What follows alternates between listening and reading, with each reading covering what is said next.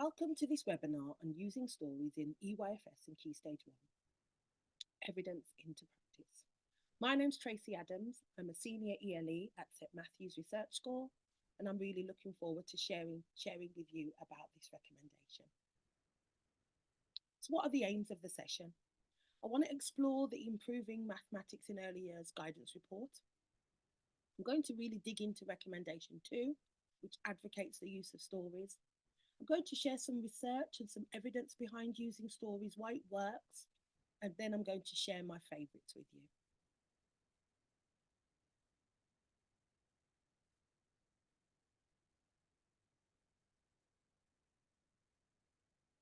I've been ahead now for just over 6 months. And as I said, I'm a senior evidence lead in education for St Matthews Teaching and Research School, where I was previously the deputy teacher for 25 years. I love maths. So I'm a specialist leader in education and maths and mastery specialist teacher. And also I do professional development for the NCETM. And most recently, I've become a walkthroughs school improvement lead. I always love to share books that I'm reading. And one of my favourites that I've gone back to is Making Every Math Lesson Count by Emma McRae. The reason why I love this is because it really unpicks 6 great principles for math teaching, but just great principles in general. It looks at challenge, explaining, modelling, practice, questioning, and feedback. Really great book. So I want to begin by looking at a piece of research. I really feel that maths is a creative and beautiful subject. And I feel that all of us, alongside the children that we teach, they come to school with a backpack, a storehouse of their experiences, their knowledge, and their cultural wealth. And I believe within that backpack, there are bits about maths. So I wanted to share some of the things that are in my backpack and maybe then get you thinking about what your children might carry around with them. So what would be in my maths backpack? The first person would be my dad, a really avid reader and someone who loved maths, and I feel was my first maths teacher. The reason why I became and went into teaching is because of my dad. And very early on, I remember teaching my bears on the stairs, doing the register and doing bits of maths with my teddy bears. And now, you know, I'm living the dream, as they say.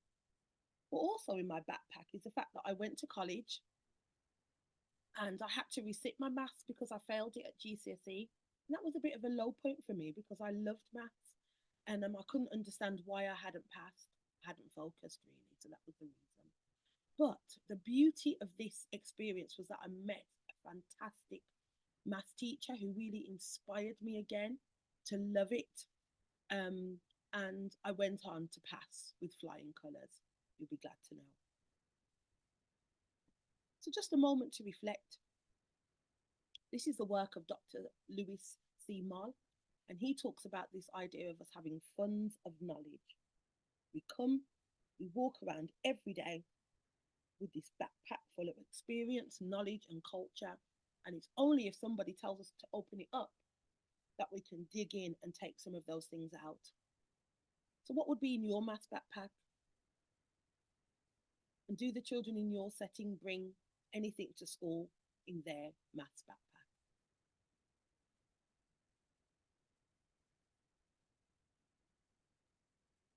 So in this webinar, we're really going to be engaging with the research around stories. But I wanted to just look at research in general and just want to share this quote with you from our CEO of the EEF, Professor Becky Francis. So just have a read of that quote on the screen.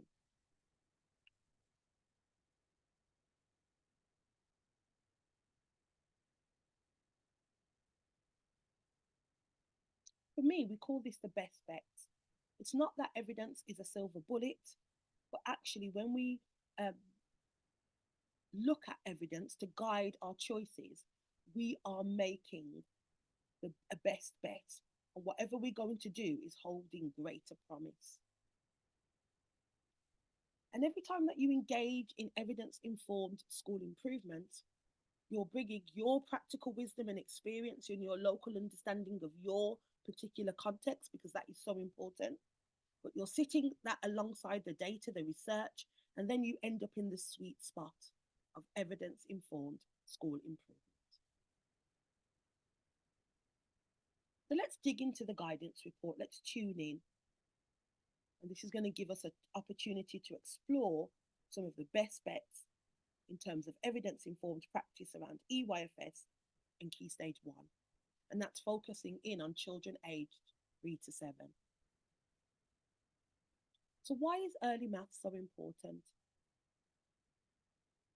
Well, actually, focusing in on our children's understanding of number very early on, the evidence suggests that it's really associated with later mathematical achievement as children move into primary and into secondary. The more children that we can get the expected level of development for number, it really has an impact then on their trajectory through school. But as you can see, the comparison between disadvantaged pupil and non-disadvantaged pupils is wide. It's 66% for disadvantaged, but 82% for none. And what we do know is that once children fall behind, they are likely to continue to do so throughout school. So for our disadvantaged pupils, tuning in to early maths holds great promise. And in this guidance report, there are five recommendations. Recommendation 1 looks at developing practitioner understanding, dedicated time for children to learn mathematics, the importance of manipulatives and representations, which is a recommendation that goes right up into Key Stage 3. It's the only recommendation that holds promise around the evidence into Key Stage 3. Recommendation 4, building on what children already know. And then when we have to target and have interventions, it's about the quality of that support.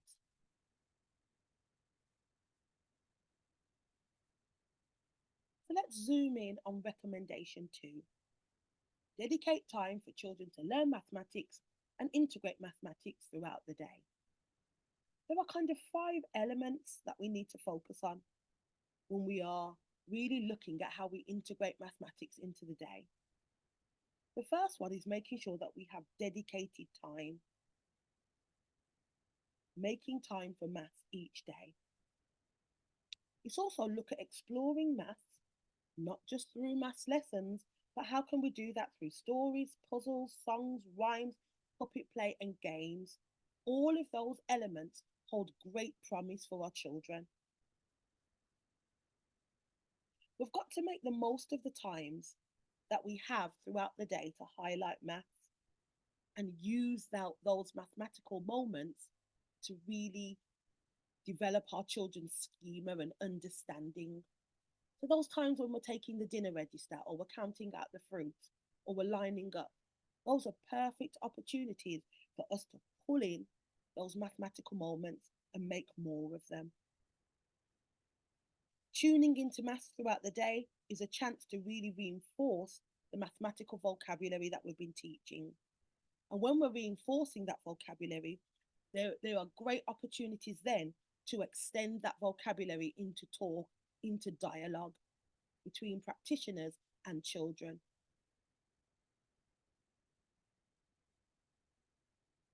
And why does this matter? Why is it important to have maths throughout the day?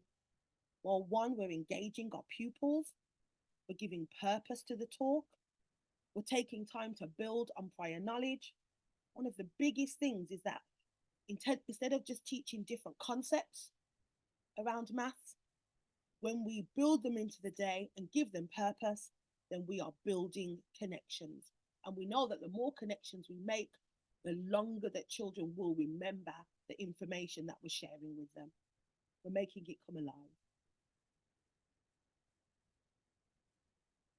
So what role does stories play in all of this? And how can we use them to really to really improve our mathematical delivery. Here's two really important quotes linked to stories, one from Daniel Willingham and one from Wells. Just take a moment to read those on the screen.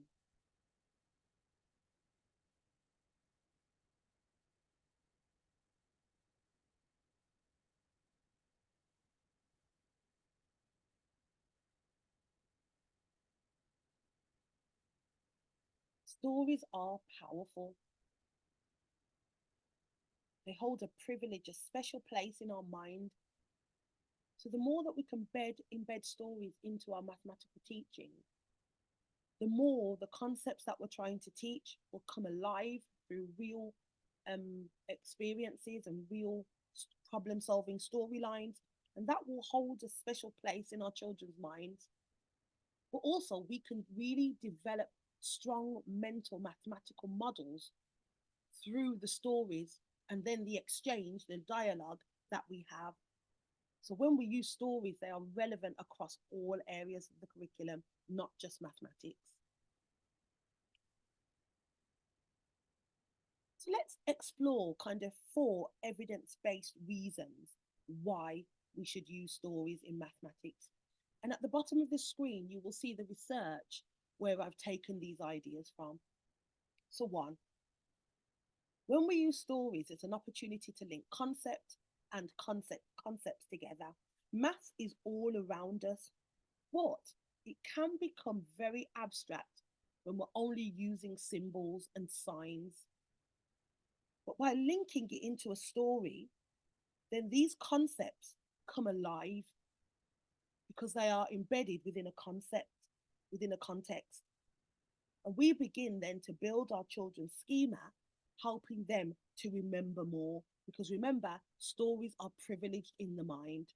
So the more we can link concepts and context together, then the maths that we're actually doing, the practical maths, really takes on a purpose.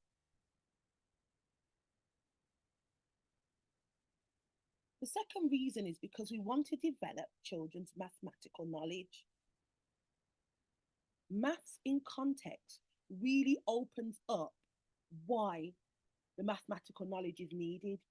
When we are making those links, we are kind of pushing our children to use key mathematical strategies to problem solve. So the context is bringing purpose to the mathematical knowledge.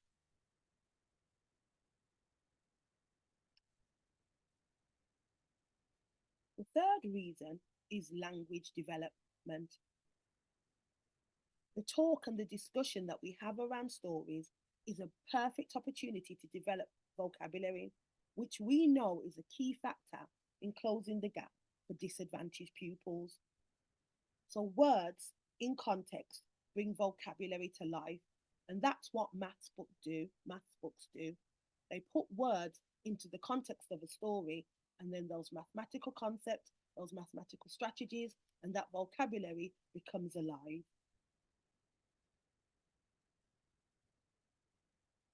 And then finally, it becomes a genuine opportunity for problem solving. Story structure lends itself to real problems arising as the story develops. And then it makes the need for mathematical problem solving to become more authentic. So we are giving our children real reasons to reason, to problem solve, to unpick what's happening in the story and focus in on how the maths can help to solve any problems or explain what is happening within a book. So, what makes a good math story? I think there's 3 things that we need to think about. Number 1, the story has to be engaging. We want children to go back to these books, to be inspired to read them over and over again, for them to become favorites of theirs. So we've got to make sure we choose stories that are going to really pull children in. The second thing we have to think about is what is being represented or explained or explored in the book. What mathematical concept is being discussed? And then we really have to be careful that any illustrations actually match the context and match the maths. So actually it brings both together.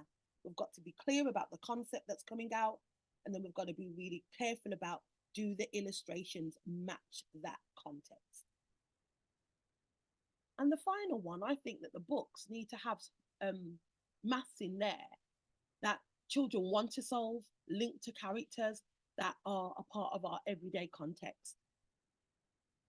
So the maths, not only the books not only need to be engaging, but they have to have maths in there, real problems, everyday context, characters, good characters that the children can engage with and really unpick and use their problem solving skills and their vocabulary to discuss what's happening. And for me, a really important thing, a big must, is that they must be culturally diverse and inclusive. They've got to represent the world around them and the children we teach. And I think that this can be really inspirational. So these are some of the reasons or the things I think make a good math story.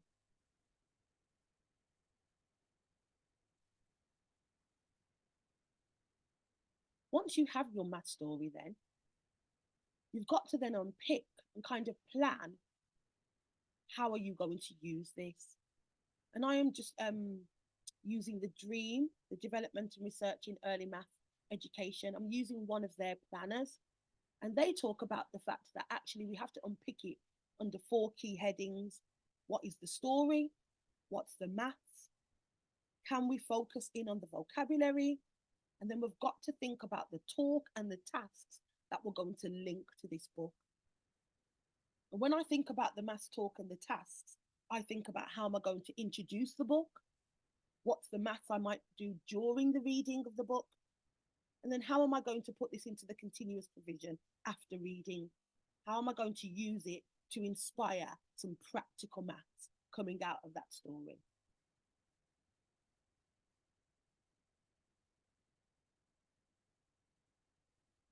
So let's have a look at my top 10.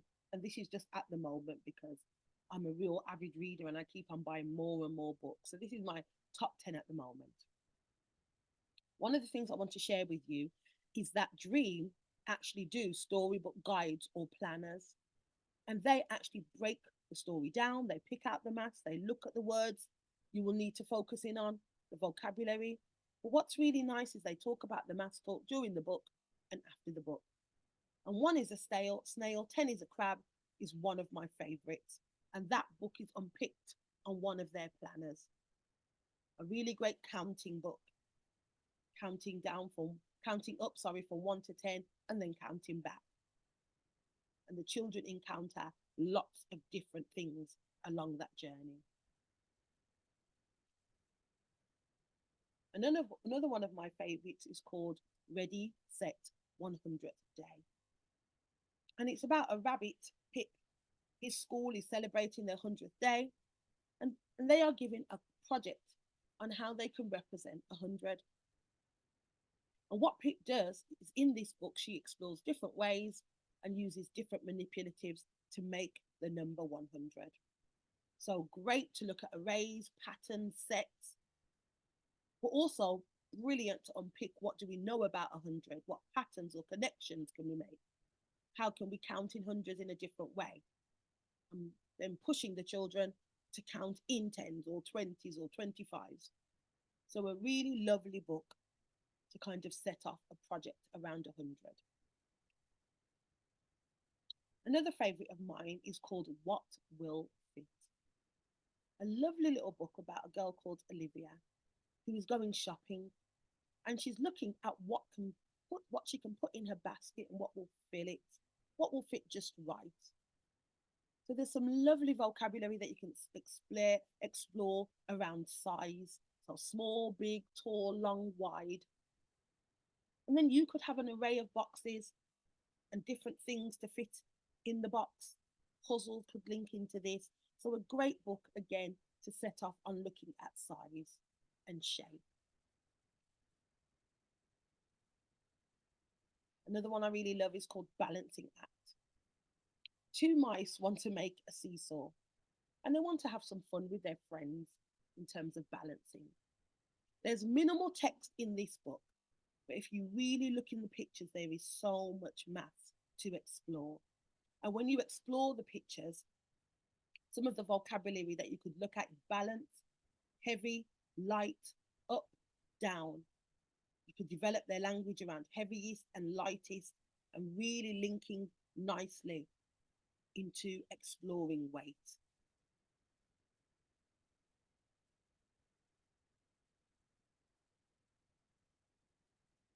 There is actually in America maths awards for books, and it's a website called Mathical. And this book, Leah and Louise, was an honor book in 2021. Love this book.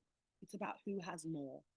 They are brother and sister, and they start comparing, and they get a bit agitated with each other. But in the end, there's lots of maths for them to unpick. And what's nice about this book is on the website Mathical, it actually gives you some ideas of things you can do in terms of comparing and measuring. So again, some of the planning is done for you. Another one for Mathical is 3 times 4. Love, love, love this book. It's about a girl called Anne Marie and her clever classmates. And they have to draw a set of 12, but they've got to come up with some imaginative ways.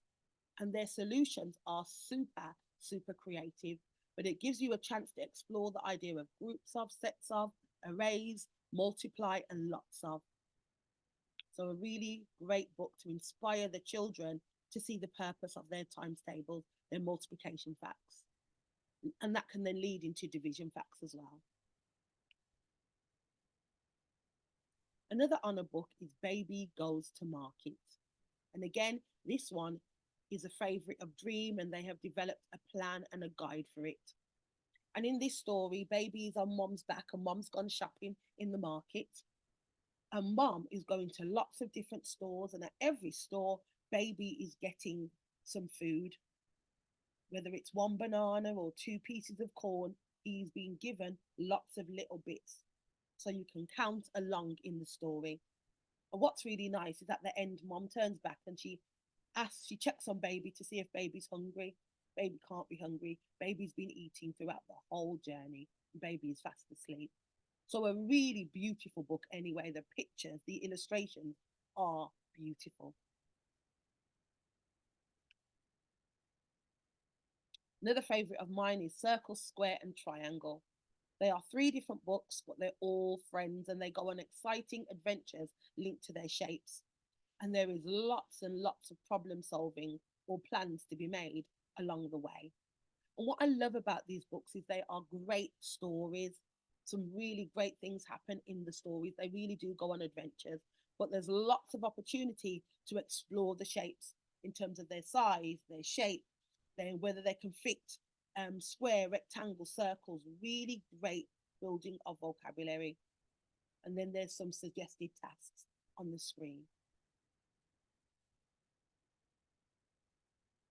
A real favorite of mine is Feast for 10, and it involves a mom counting from 1 to 10 and back again when she goes shopping with her children to feed 10 hungry people, and then you watch her bring up the shopping home, cook, and set up the table. So you can do lots around numbers from 1 to 10, counting forwards, backwards, but you can make a lovely link to your role play and get your children to organize parties for a set number of people, and then they can create shopping lists, count plates, set out food, set out cutlery, and do all of that work around counting and conservation of number.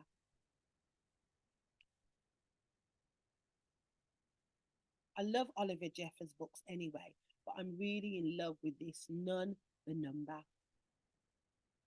And the U's, they love numbers, but they need to understand how none or zero fits in.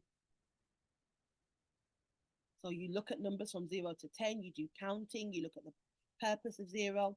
But what's lovely is you always also focus on one less and one more in this story. So those are my top 10 at the moment. So where do you go then to find out about books and to get further planning ideas?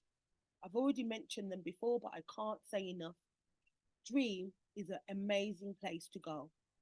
Really, it explores lots of books, but it also gives you some plans.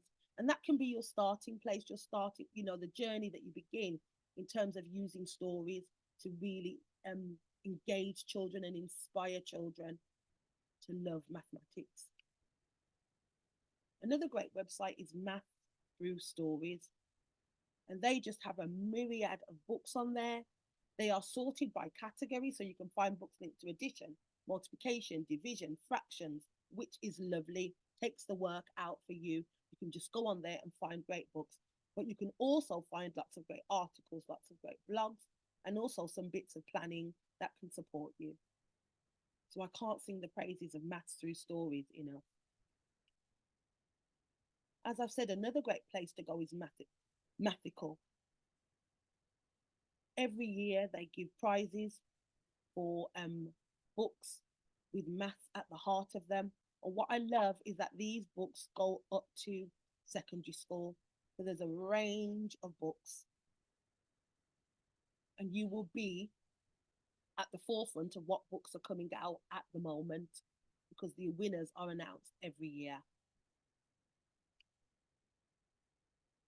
And then there's Maths Shed.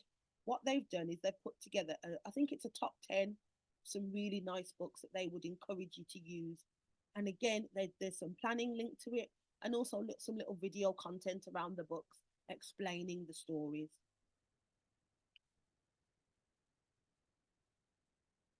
So just to end off this webinar then, why is it important to engage with maths stories? Stories are powerful. There's an emotional connected, people become invested in them. And then when we link that to maths pedagogy, gosh, it brings the concepts alive. Children are invested in making sure that they can understand the concepts that are contained within the stories. The talk becomes richer, and then the problem solving becomes richer. And in turn, this will make our students better learners. It will make them really love maths and see the purpose of maths.